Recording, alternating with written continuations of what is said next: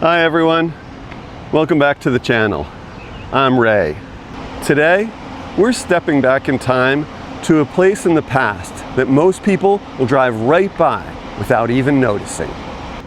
Tucked away in Clifton, New Jersey, sits this beautiful old farmhouse that's been standing for over 200 years. The Hamilton House Museum, a living piece of Dutch colonial history that almost got demolished. Stick around, because this hidden gem is full of stories, and I got a personal tour just for you. If you're new here on Everyday Ray, we explore cool, underrated spots in our own backyard. The kind of places that make you say, how have I never been here before? Hit that like button if you love hidden history, and let's go check this place out. First off, look at this building. This is a classic 18th century Dutch gambrel-roofed sandstone house, built around 1817 by John and Anne of Vreeland. It's one of the last surviving stone farmhouses like this in Passaic County. The house started on the other side of Valley Road, on a big 96-acre farm. In the 1970s, developers were ready to knock it down, but the city and local preservationists moved the entire house here to Sergeant Park to save it. That's some serious dedication. Over the years, it belonged to the Van Wagoner family and then to the Hamiltons. No relation to Alexander Hamilton, by the way. The Van Wagoners ran a dairy farm here from 1865 all the way until the 1970s. That's more than 100 years of one family living right here. All right, we're heading inside now. I've got special permission to film, and I'm super grateful. Thank you to the museum. The tour is about to begin. Welcome, salutations. I just want to give you a welcome. This is the Hamilton-Van Wagoner House Museum. And before we go into all the rooms, we just want to cover a little bit of the intro of the history of this so you get an idea. Now, I just want you to remember and know that this house, actually these two houses in one, were really across the street. So we're looking at from the 1600s till about 1972, where the Hamilton condos are now, and we're almost going into Route 46. But it just so happened that we had this Sergeant Park, and in a way, this Sergeant Park kind of saved the house because this house would have been torn down technically, but we were able to move the house. So you'll see some pictures and a video later downstairs on how the house was moved by truck. So it's at least saved. But basically, we start about 1679 with the patent and the geography. And that's long before this road was called, actually Valley Road and Route 46. It was called Notch Road, and it was called Cranetown Cowpath, which extended all the way to Mount Hebron Cemetery. Part of the 14 Dutch families created an Aquanac patent, and this again extended all the way to Passaic River, to all the way to Garrett Mountain. And again, this was not called Route 46 or Valley Road. It was called Notch Road and Crane's Cowpath. But then one of the Dutch families, the Van Wagoners, they're basically Hermanius Van Wagoner. He builds a home, kind of like this home. This is really not the original, but like similar to this home, and it's across the street. And he builds this home, and interesting enough, this house, this whole property area, the Van Wagoners, and even the Van Winkles, who are the neighbors around that time, they get raided 3 times during the Revolutionary War. George Washington was around the Passaic River, and he had told the Aquanac people, which was way before Clifton was Clifton, he had told them, try to go into the woods, take all your potatoes and vegetables because the British troops are coming, but they didn't listen. So they got raided. So that actually is in the New Jersey archives that shows how much of their food and furniture and all those things were raided during that time. But then we move on to around 1815, and that's where we're going to see this house over here. That's really the Dutch style colonial architecture and reflective of the Dutch families around between the 18 and 15. And that's going to be also showing you how the Vreeland family marries into one of the Garrett Seed families. So that's why we have it named Garrett Mountain. because Garrett Garrison was one of the 14 Dutch families that made this agreement with the American Indians to buy all this property. So later on, which goes around 1856, then the Hamilton family comes. That's the last kind of family that comes into play. And again, it's 92 acres, 96 acres, and they're starting a milk business that goes all the way into Patterson, and it becomes successful. And then later on, the grandson of this Henry Hamilton would later become Harry Hamilton, and he's the last person then that will stay on the house, and he will die with the house. But throughout his time, he will have made the property with vegetables and even with Concord grapes. And you'll see we have a mimic of the Concord grapes outside then later on. So basically, this is what happens.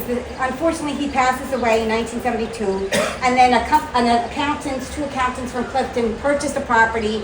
And even though Mr. Hamilton had a daughter, she didn't want to have the property. She didn't want to. Really, she gives the money then that she inherits to the American Indians. So it all goes back first in circles. So that even though the Indians, Native American Indians, sell the property to the Dutch, then later on in the 70s, the American Indians in Texas will receive some funding from this. So it all kind of goes full circle. And so the Becker brothers from Clifton, they end up buying the property, and you'll see the Hamilton crest. But there was this whole need to try to get ready for 1976. So in 1973, a group of people start to say, let's try to move the house. They convince the city gives them $92,000 to move the house. Nobody thinks that the house could be moved, but it does. Somehow, by miracle, they're able to move it across the street with ropes, these two houses together, and they move it here. Because of the park, at least the park was the property of the Clifton, they were able to put it this way. So in this room, now, basically the whole idea was not to necessarily show you the Hamilton family or the Van Wagoner family. It really was to show you through the different periods. The whole purpose is that you're walking through the different rooms in different periods. So this is the colonial style home, this is the dining room, and this is the first part of the house. So remember, in these times, people didn't have bathrooms, they didn't have electricity, they didn't have a lot of rooms, they just had one room. And you're gonna see, if you go then later, peek through that door, you're gonna see steps. Those are steps that would have been upstairs for the kids to sleep. But the parents then would also have this as their bedroom, but then it would be multi-purpose, and they would make this into a dining room. This is like a table then to eat, but it would be constantly moving. But just to give you very simple terms of how the colonial style fireplace is, it's more, actually Mr. Reedland later, the Dutch would try to make it a little bit with their masonry and changing it, but there was a fireplace. That's what would keep the house warm. Behind you, you'll see the archival spinning wheel, because a lot of times, people, they didn't have a place to go shopping, so they would have to make their clothes. And so they would use wool, and they would use flax. Flax is like a flower that would help to make linens. Even the chairs were all handmade, so these are cattails and a special weaving to try to make, all done by hand. There were no manufacturing companies. But one interesting point I do have to mention, because again, as we go through the different historical periods, the Historical Commission purchased this. This is called a Hackensack hutch, which is actually from Hackensack, New Jersey. It used to be a company. And then the whole idea was to keep your dishes and porcelains together. It's actually from about 1820. And it is in pretty good condition. So that's one good piece, very valuable piece, that at least is showing you this period. But we're going to now move into the kitchen. Original to the house this is the famous Dutch door. And the Dutch door is unique. Some people still have it now too when they build their homes. But the whole purpose of the Dutch door is like to have it 2-in-1, where you can have the top open and then you don't have to open the bottom. The whole purpose is because they would have animals too. Mr. Hamilton was known that he would have his horse top sticking out over here. Sometimes he would bring the horse in the kitchen. But it's cute, and it's a door. Again, when you look this out, and when you do go outside, you're going to get a mimic of it to see how he has the Concord grapes, because he learned about Concord grapes in California. He had gone to California, he met his wife, and then he learned about that. And then he brought him to Clifton. So imagine, across the street, there's all those vegetables growing, all the he was selling grapes. He was doing very good in that. So that's just one idea to show you about the Dutch families and how they brought that. This is again original to the house, and this is this would be a fireplace, but it would be more for cooking. You know, everything would be with making tea and making soups. You have to put it through. You can't just put it on top of a stove because there's no electricity. And what's interesting is also, then when you go outside, you'll see it better, but this is called a beehive oven. And this was known for making like the pies, but all very hot, warm oven. It's almost like similar to how if we go to the pizzeria restaurant, there's the brick oven. So that's the same thing. But when you go outside, you're gonna see how it looks like a beehive. And that was the whole thing, to make it like warm. You know how busy bees and everybody's, but this is making it warm to make it. So this kind of cooking would probably be once a week, making the breads and the baking, the pies, because you couldn't do this every day. And remember, you're waking up really early, even before 6 o'clock in the morning, and to try to get everything ready to have your food. And even though you have all this land, it's still just to show you how cooking in itself was a challenge. Also a refrigerator. There were no refrigerators, but this is from a company called Jewel Company. And again, you will see that the house had a brook in front of it originally across the street. So that brook, they would be able to have the ice, and this is like a refrigerator where they could try to put some food that needed to have preservation or cold, anything. So that gives you an idea. And you know, now look how the refrigerator has evolved. It's very different than this. But that's just to show you how evolution happens in the actual furniture making of things. Now, we still have some things that are like, we don't realize that we still call them. So this is something that we still use today, but this is how originally it used to be. Can anybody tell what this might be? You would put it by the fire, you make sure you don't get burned, and you're not going to get on fire, but you're still going to have this to be able to cook something with it. Does anybody know what this is? Toaster, yes. So that's why it was called. You have to use your toes to go in and make your toast. Put the bread in here. It's a whole process. So, you know, now it's so simple. We could even just have Alexa, Google, say hit the toaster, and there we are. But this is to show you how very different. But yet, all the generations of families that still had lived in this house, they were still holding on to similar things. So that's to show you that the house in itself has a good stamp on it.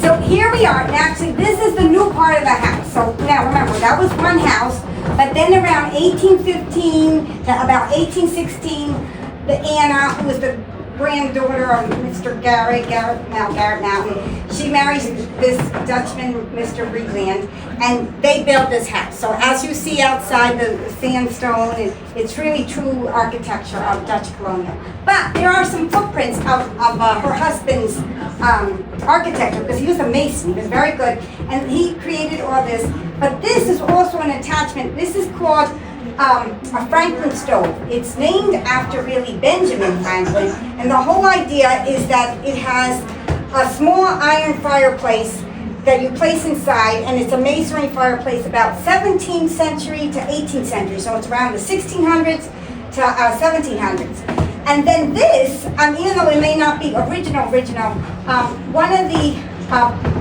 people who came back in 2018 to visit, they had given this, because they said that Mr. Hamilton had given this to his mom, and it's a mirror. We don't know exactly what year, circa, but it was original to the house. What's also interesting is the preservation group, they tried to mimic, again, this room would be like a tea room or much more like a living room. You know, for farmers, in a way, it was something nice to have a nice room like this. Not everybody had something. But just to give you an idea, the Preservation Committee purchased these chairs. These are during the period of about 1820s to 1840s. And this is called the Duncan Fife chairs. Very antique chairs, a little expensive. They're very well known for the mahogany color and how the feet curve. So that's to give you an idea. But something that maybe some young students will know is that we didn't have computers. They didn't have any computers around that time. They didn't have any way of communicating. So the only way to communicate was through letter writing, and you would have, especially with the feather pen, and go in the ink and write it, or then later on like another type of pen with the inks, and they would write it. So everything was all by hand. You couldn't call the person, you couldn't text them, you couldn't even do a Zoom. You just had to do letter writing, and that letter might not get there until maybe 2 weeks later, depending on the postal service. So this is just to show you how, you know, this is a true blue historical time of what it's like in a room that's more like a family room, but like maybe a room that you want to do office work or something. There's a picture I also want to point out. It's a wintertime picture. We don't know exactly the year period, but that will show you that the spring house is in front of it. This is when the house is across the street. And it's showing you, it's still, you know, again, the house is still standing preserved the way it was. Even though they made maybe attachments they added upstairs later on, the Hamilton family, but for the most part, the house is still the way its structure is from its time. So now we're going to move into the bedroom. Remember, it could be a lot. Go to sleep was a challenge too.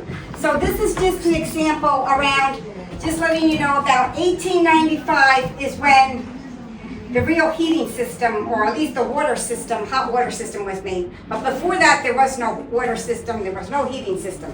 So we had to go to the bathroom, we would call it the outback house, to go to the bathroom. But this is, to give you an example, this bed is called a rope bed. And so if you get closer, you can see here, it's made out of ropes, and then you have to tighten the rope. It's not how your bed is now. This is all made out of actual hand ropes, and then the hay, the actual mattress is made out of hay inside. So there's a famous saying that goes, sleep tight, don't let the bed bugs bite. You had bugs sometimes in the bed that could bite you. So it was a challenge in itself to try to sleep, but this is what they at least had during that time. And again, winter time is very cold, no heating system. So anybody know what this might be? Yeah, a bed warmer. So you would have to put the cold in here. But again, the challenge was, you don't want to burn the sheets, or you don't want to scorch the sheets, or you don't want to get yourself on fire. So that was in itself a big challenge there too. The other challenge was, if it's really cold and you want to go to the bathroom, instead you could use this as your bed chamber to go to the bathroom. And then again, no water in the system. So there was a pitcher with water, at least to keep a little bit to wash your hands. But sometimes people would use it to just wash themselves a little bit. And then by the time the poor baby would be the last person to get washed, and there would be a famous saying that would go, don't throw the baby with the bathwater, because by the time the baby was getting a little bit of wash, the water was so dirty. So that in itself was a challenge. But something else is interesting that's also of colonial times, and I'm just going to get this candle just to show you. So this is an interesting one. I mean, nowadays we do all different ways. Sometimes when people come for company, or we don't, you know, they're staying too long, we don't want them. There's ways sometimes of letting the people like say, okay, now it's time to go. Or there's a famous saying that says, don't overburn your stay. Well, the whole thing about candles, of course, there was no electricity, but the whole thing was, especially if somebody was dating somebody and wanted to bring that person to see the family, and if the family didn't really like that person, there was ways. If the family really thought the person was really nice and they wanted to include them, they would let the candle burn by itself, so it would stay. But this device in itself was a unique device. Maybe they can do this still now. It's when the person would see that the person they didn't really like, they would go up near the candle and they would start to move it. And then they would start to say, as it was going down, then they would start to say, well, the candle is burning now. It's very dark and it's time to leave. So in a way, this was a clue to tell the people, don't overstay. So that was a unique piece. But there's another ship that took on water. Here we are in the library, a period. And now we're looking at around 1840, 1880s. Now, again, this is still part of the original house when the Relands had created it. But in this sense, it's showing you that the room can be divided. It's actually could be all it could be all one room into 2 rooms. And what's interesting is the beautiful mahogany. They're called pocket doors. I'm not going to overdo it, but what they do is they kind of divide the room. So especially if there was no heat, at least the room is getting condensed and warm in here. But remember now, during this time, women and men, not everybody was able, and that's why it's so very important to be able to read and write, okay? But at that time, the men were really mostly the ones that would know how to read and write and create, and so they would use this as their secretary to write, but also to do their accounting. Maybe the Hamiltons would be doing their business about the milk farm. But the women, usually, unfortunately, they were not as literate as the men might be, but they were able to do applied arts. And what you're going to see is, this is all about lace making. The applied arts, the applied skills, were actually something by hand and making this. And there was a whole, when the preservation committee they would have different classes about lace making. Now, of course, there used to be manufacturing, but now you could just order on Amazon lace doing this. But this is just to show you how these tools were done by hand. And this was the making. They would have to do everything by hand.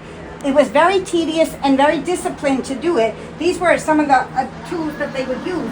But this is just to show you and give you an example, how the same thing with computers. We don't want to have carpal tunnel, because doing everything by hand, constantly doing everything by hand. So at least this was resting and you would actually make this. And, eventually other families and other places would sell these pieces. That would be a whole thing, and then it would go into the manufacturing companies. But that in itself was an art that we don't do anymore. So that's just to show you the whole part of that. And again, this room has some examples of a record player. This is more of a winding record player. We're going to go into the Victorian parlor room. Here we go into the Victorian parlor time. So this is after the Revolutionary Wars and after the Civil Wars. And here again, you're starting to see a little bit of a different, even though we don't have electricity, we have gas lights. But Victorian room is really named after a princess that was in England, and it became popular in America, named after a princess name who then becomes the Queen, Victoria. So the whole idea is more elaborate, more detailed. You don't see it as simple as the other rooms. And here is just to show you a footprint of the Hamilton family. Then they add their footprints, because around 1876 is the centennial celebration, and so then there's a whole revival to do colonial style. So the sisters, the Hamilton House sisters, had inherited some money, and they make this mantle. So this then becomes original later on, around that time of the colonial revival. And in this room, we want to show you, again, there was no entertainment, no computer. What are we going to do to have fun? So behind you is a Regina music box. And this Regina music box is really from the late 1800s. I'm going to have someone play it. It has no batteries, and it has all different music sounds. What it would be is a disc, and of course on that disc there would be holes.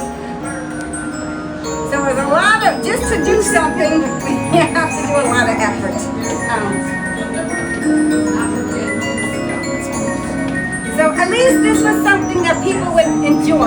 So remember, there's no television, there's no YouTube, there's no Spotify or anything like that. So at least this was something that people would have to notice. Also, what I want to point out in this room is a rocking chair. I mean, of course we have rocking chairs and recliners now, but this is a vintage rocking chair from the 1870s, and it moves back and forth. And the idea is, of course, to relax, but it's more of a modern style. So again, this room was more the Victorian style. Later on, the Hamilton family would actually have something that would be, in a way, a modern room for them. So this is giving you an idea of what it was like during that period. We're going to move into the hallway that actually is the, in a way, the spine of all the different periods. But it was also used as, of course, the entrance. And basically what we want to show you is, there's a picture here of the house. This is maybe more the 1950s, when Valley Road really becomes Valley Road. And of course you'll see that they have the fence, and in front of the house, they have the spring house. So there's Pearl River that's actually going there, but still the house is still much the same as you see it. It might have changed a little bit. They have closed the porch, but then they undid it. But the last family, as I mentioned, is the Hamilton family. And Mr. Hamilton, even though he was married and he had a daughter, he pretty much was then later on in his life by himself. And he was the last of kin. And as he said, the house would get sold and then it would become difficult. But this is just to show you the whole style. There's a picture here of the house being moved by truck. But we also want to show you that there's some souvenirs, and then we want you to sign the book also before you go downstairs. There's popcorn. But one important thing especially for some people who will definitely be here, and that will be in 2026, we will be celebrating 300 years. And there's a time capsule outside when you go see the beehive. There's a time capsule there. So we hope that you can get a chance to come back here to see the time capsule or what might actually be there. And they had a big dig up. They had said that some things that they found in the property when they were moving the house that they put in the time capsule. So we hope that you will know that, and we hope that you will still continue to preserve what we have. It's all part of our history. We're not going to stop progress, but we're going to remember how people lived and worked, but how we can continue today.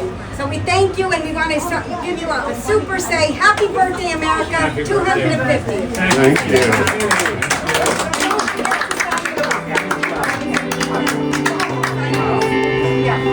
So that's our look at the Hamilton House Museum. If you're in the Clifton, Montclair area and you love history, definitely stop by.